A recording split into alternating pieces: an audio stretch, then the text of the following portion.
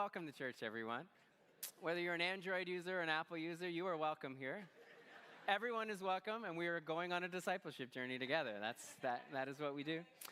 And we are in week 4 of a series which is called The Pursuit of Wisdom, which is actually the third segment in a series called The Pursuit of Wisdom. And we've gone through the book of Job. We've gone through the book of Proverbs. We are now in the book of Ecclesiastes.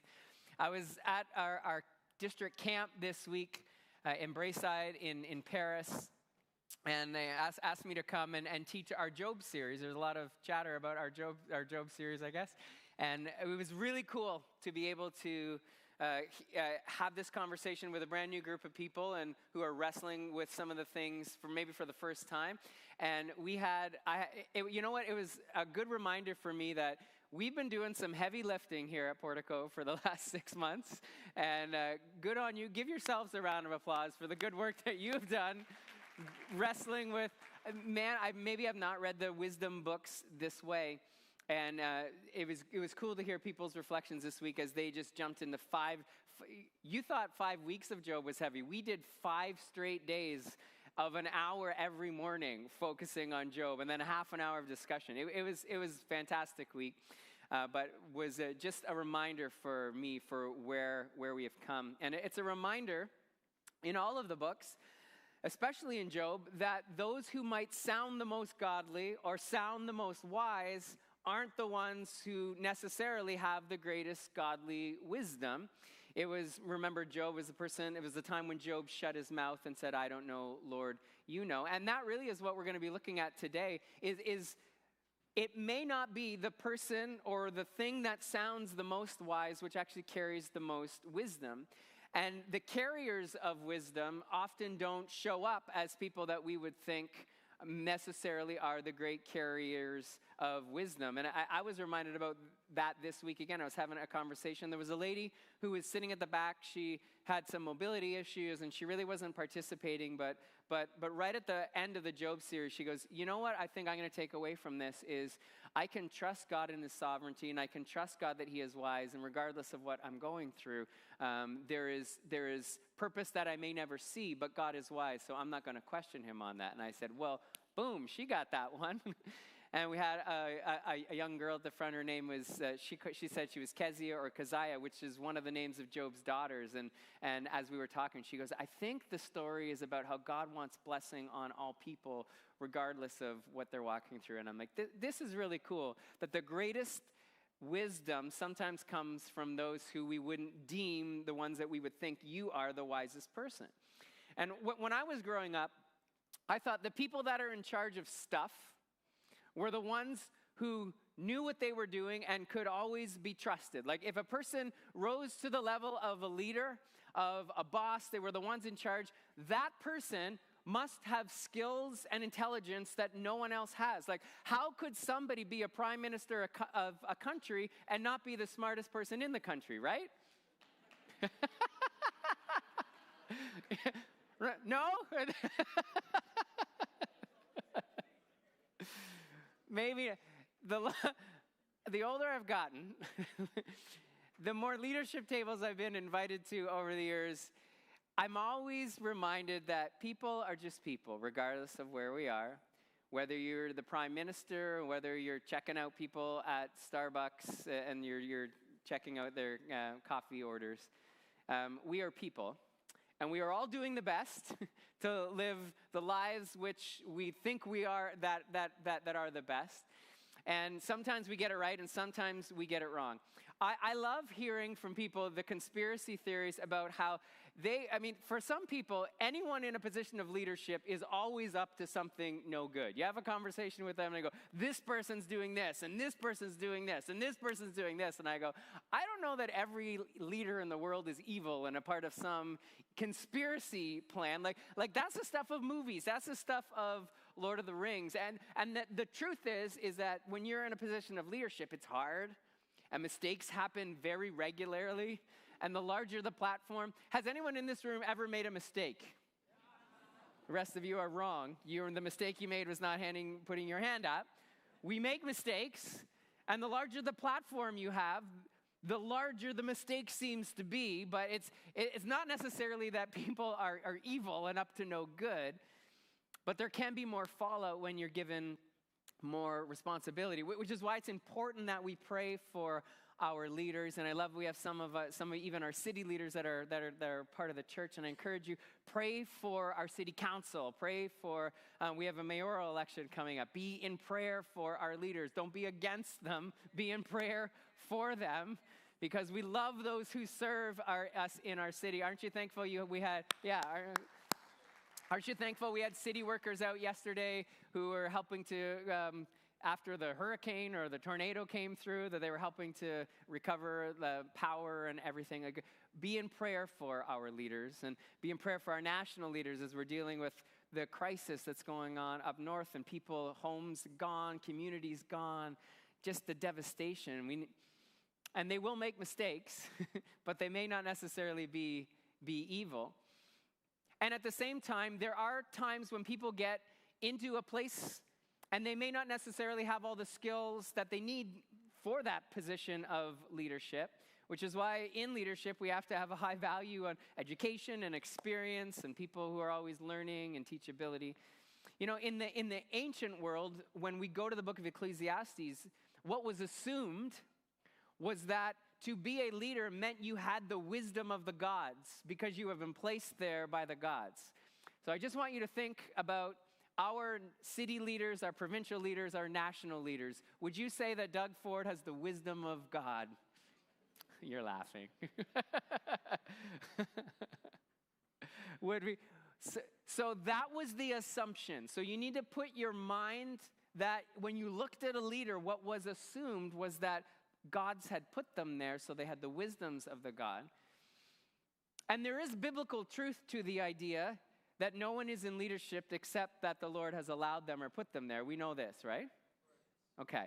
It's not an absolute where every time that the leader does anything, they're right, but we do need to be reminded that anyone in leadership has been placed there or allowed there by God. So when we get into this passage, Ecclesiastes 9:13, and we're going to run all the way to 10, chapter 3. We need to remember that this is the lens that the people who wrote this and the people that read this first heard. And we're going to consider, how can we learn to recognize the voice of wisdom, is what our wrestle is going to be for the next 20 minutes or so today. And we do need to acknowledge that just because a person has a position of power, it does not mean they are wise. And I think by your laughter, we all know this. We do need to evaluate whether the people in positions of power are using wisdom with the decisions that they are making and the way that they are leading. You need to evaluate everything that I say. I will make mistakes regularly. So you do need to be evaluating what I would say. It doesn't mean I haven't done the study. I've got the degree. I have the experience. I work with an accountable team with our elders and our pastors. But not everything that I will ever say will be wise. You should get a Google phone. You shouldn't go to Mac, but that's wise. But search for wisdom depending on whatever anybody says. I'd also encourage you, how many times do we just listen to something that somebody says that has a platform, they're online, or like, that's the pastor that I listen to that's on the radio. That's the pastor, that was the old way. Or that's the pastor that I follow, and everything they say is wise and smart. You know what I can guarantee you? No. Not everything that anyone in a position of leadership says is wise and smart. And if you're following different influencers, if you're following whomever you listen to, use this lens today to discerning, recognizing the voice of wisdom with whoever you listen to.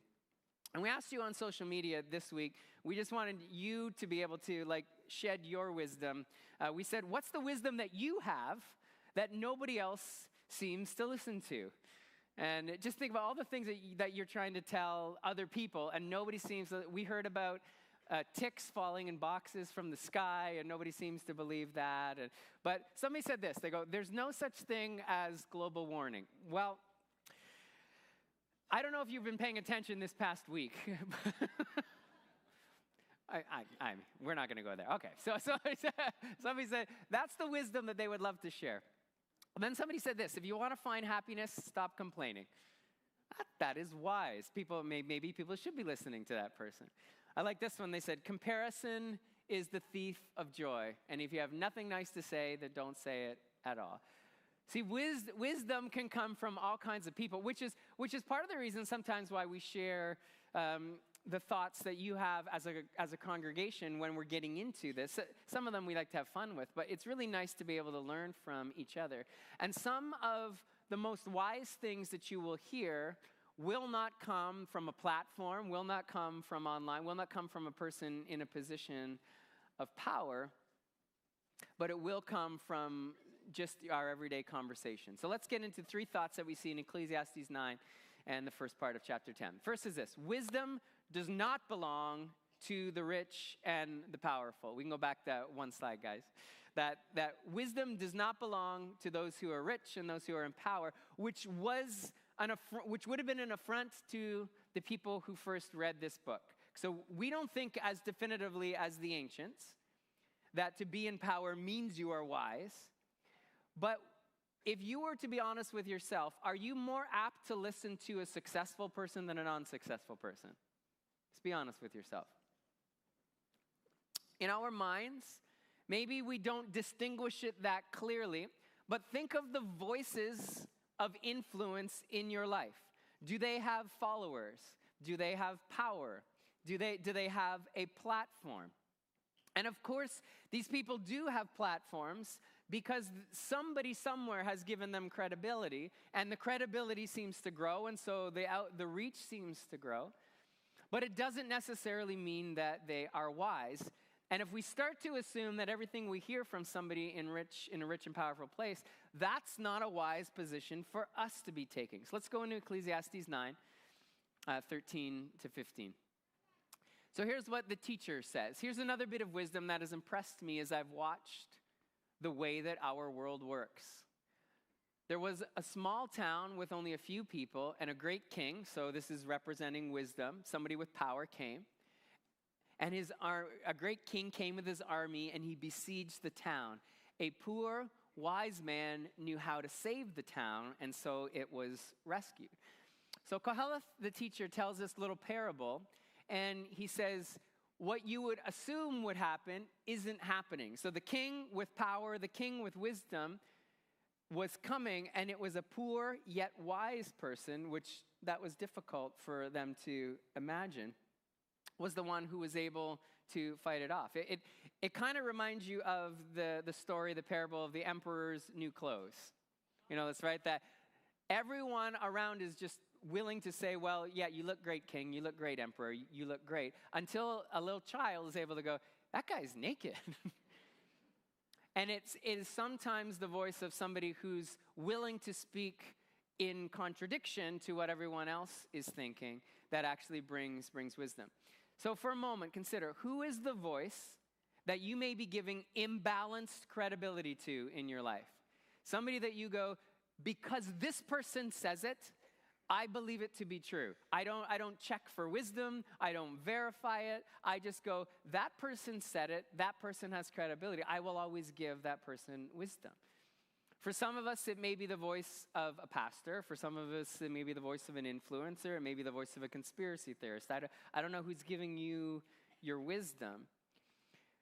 But can I encourage us in this parable that's told, it's to slow down on trusting everything that comes out from the voice of our favorite whomever.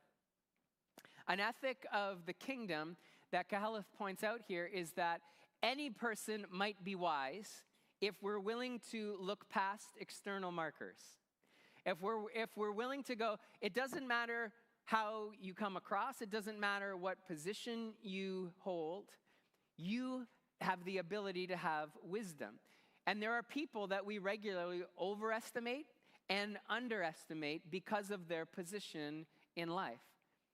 1 Corinthians 1:27, Paul reminds us that God uses the foolish things of the world to shame the wise. Now this is not instructive in this place, saying that there will never be wisdom from anything that appears to be wise, but that there's an ethic of the kingdom to meditate on, that there are foolish things that end up shaming the wise. God's not saying he wants us to be foolish, but he does want us to be reminded that everything that comes from a position of power is not necessarily wise, and everything that comes from a position which is lower isn't foolish. It's the thing that the world may deem foolish that might shame the wise. And then Paul would also say it's Christ who became wisdom for us. So the lens that we should be using is this person godly? Is this person acting like Christ? Do those words lift up Christ? Do those words point us towards Christ? And if they do, then it's something that we should be considering as potentially wise. So if you keep reading in the Ecclesiastes passage, if you go to, or you back up and you go to verse 11, Carrol says that I've observed something else under the sun. The fastest runner doesn't always win the race. And when I don't finish first in the race, that's what I always say. I might be the fastest, but I didn't win today. The strongest warrior doesn't always win the battle. The wise sometimes go hungry, and the skillful are not necessarily wealthy. And those who are educated don't always lead successful lives. It is decided by chance and by being in the right place at the right time. How many of you are comfortable with that wisdom from the Lord? That your life is sometimes determined by chance, and your hard work may not necessarily get you there. And sometimes it's not a lot of hard work that gets you to the place. Perhaps there is somebody in our lives, conversely, that I would go, they may not be the fastest, they may not be the strongest, they may not be the most successful, but the Lord has placed them in your life to be wise to you. Do you have anyone like that? I pray that we all do, and that we would all take time to look for who are those that God has placed around us to give us wisdom. But when you reflect on that, does that seem agonizingly frustrating to anyone else? That the wisest person, the most wise person at the time, says that being in the right place in the right time is actually what matters most. Not necessarily that the hardest worker or the most wise is what matters most. If you've ever read Malcolm Gladwell's book, Tipping Point, or Revenge of the Tipping Point, he talks about this concept, and he says that there's the law of the few, the person who seems to be saying something that no one else is saying, and how sticky it is, and the context in which it's received, often leads a person to success, but it reminds us to not necessarily equate success with wisdom. You know, even in our church structures, we can be guilty of this. And I'm able to say this because I say it in a position of power. I may not be the most wise person in the room all the time. Dwayne is definitely the most wise person in the room, for sure. But we're a body whom God gives great wisdom to the entire body. And if we're not regularly learning from others in our small group, if we're not regularly learning from people all around us, we are leaning into a structure that says the person with power and the person with influence is the only voice that really matters. Can I say that the Lord has given all of us the responsibility to hold each other accountable, to grow in wisdom? I love having conversations with my friend Ranjit, who goes and travels over to Sri Lanka and trains and teaches other pastors. And you've never taught on a Sunday, but the Lord has gifted you with wisdom. And Lord has granted a gift of, if you know Randy, written books. I love just having philosophical conversations with you because the Lord's given you wisdom. And sure, there may be some that would stand up on a stage because there's a teaching gift at this level, but that doesn't mean that wisdom belongs to those in places of power. Seek out those who are wise from amongst each other and learn from each other. In a large organization, you're always going to have those who are decision makers and those who are in places of power. But church, we can't run like the world runs. We have to run like the body of Christ runs, where all are required and all gifts are necessary and all people have the ability to bring wisdom in different situations. And we want to be, like we read about in this parable, recognizing that sometimes the foolish things shame the wise, or those not in power have the strategy to help those who are in power. Because wisdom belongs to the Lord. And anytime we say that only those in power are successful, we're missing one of the principles of Ecclesiastes. So that's first thought. Second thought. You need to learn then to recognize the voice of wisdom in others. So how do we do that? If it's not based on position, if we're not listening to those in position, we have to recognize that what does it sound like when somebody speaks wise, and what does it sound like when somebody speaks foolishly? If there's a value in the kingdom to allow that what is insignificant to become significant, we could conversely just get to the place, which is I think where we get to sometimes, well, anyone in power then is just foolish. And I'm never going to listen to what the leaders say. That's also a bad way to operate. Remember, we value experience. We value those who are in leadership. We understand that God places people in leadership. In our context, we have pastors that have spent years studying theology and building experience and learning from history. So we don't devalue position, but we don't equate it one-to-one. So one of the measures that I like to use to go, how am I recognizing wisdom in the voice of others? Is it delivered and does it reflect the fruit of the Spirit? Is it shared with peace?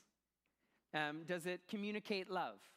Is it given in a way that is patient so that it can grow in other people, so that wisdom can grow? Is it kind? And if that's shared, then I'm very open to that. If it's shared with anger that brings dissension and seems somewhat self-serving, I'm very close to that. Because it's the opposite of the fruit of the Spirit by which I think wisdom would be cloaked in. Because if wisdom belongs to the Lord, then it should come in the nature of the Lord.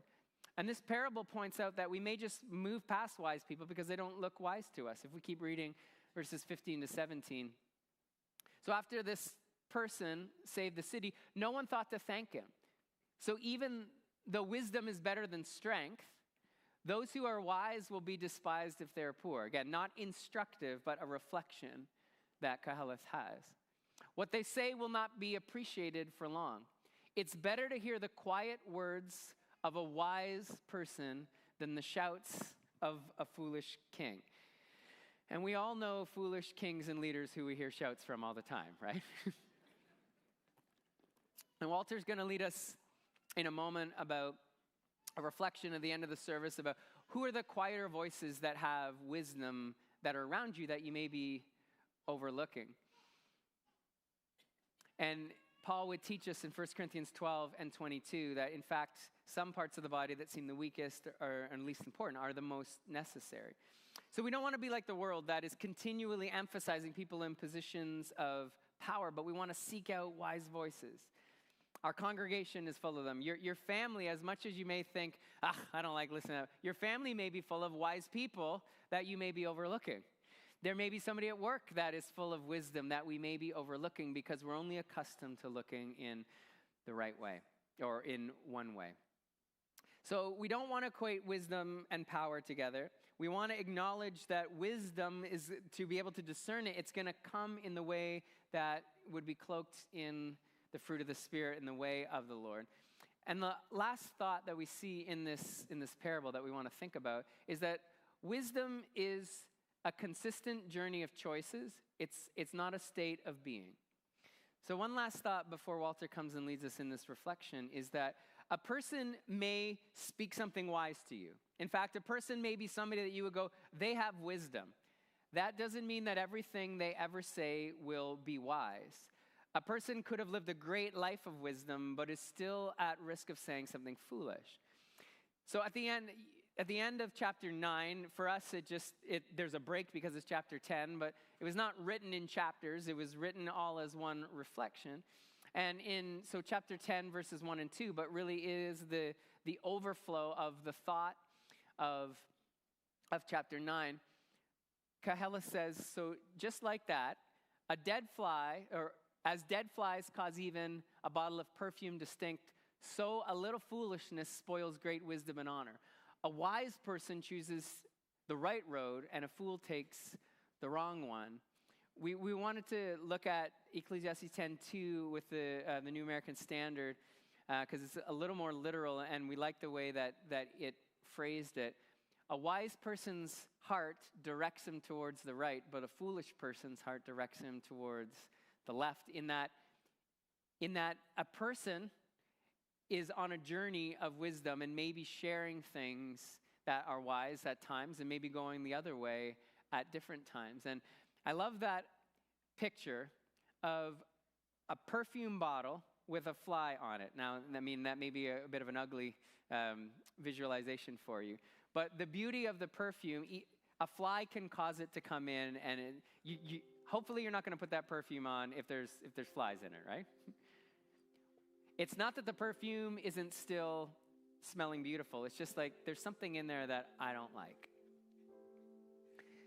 There are going to be times when we need to use discernment to go, I know that that's usually coming from a wise person, but can I challenge you on that and say, here's a different perspective.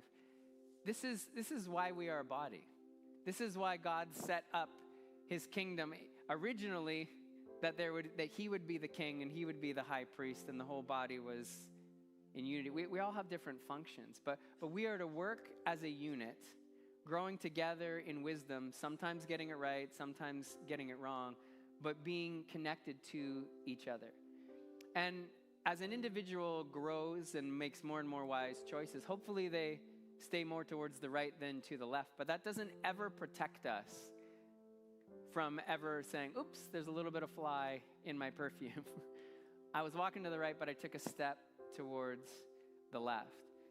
I would encourage those of us, maybe you've lived a life and you go, I've sought the Lord. I know his word. I'm doing everything that I can to live wisely. Never give up on that journey. Never feel like I'm wise. I don't need to do that anymore. Can I say, if you ever feel like you get to the place where you go, I have wisdom. Yeah, that is trouble. If we ever get to the place where we go, everything that I'm going to think and say is just going to be God honoring, we're missing this part of the parable. We're missing this reflection. So we're gonna have good habits. We're gonna have good systems. But even the most wise of us are still prone to foolish choices.